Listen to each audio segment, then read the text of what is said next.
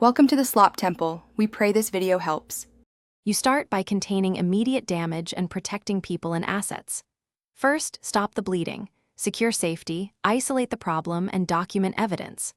Once done, gather quick, actionable facts: who is affected, what failed when it started, and the dollar exposure, so you can prioritize. Then assign roles.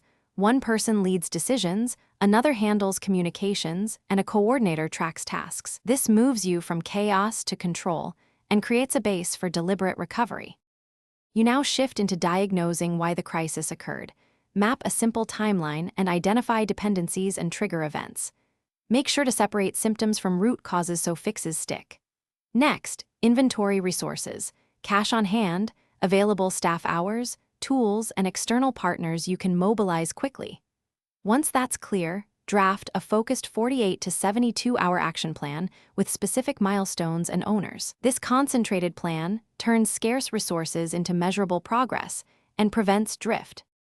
You execute prioritized fixes while monitoring key indicators closely, check progress hourly or at agreed checkpoints, and adjust tactics as data shows.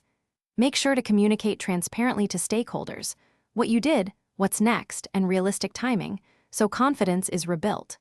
Once stabilized, shift to durable solutions and document lessons. If performance targets fail for 2 consecutive checkpoints, trigger your contingency plan immediately and reallocate resources. Troubleshooting tip.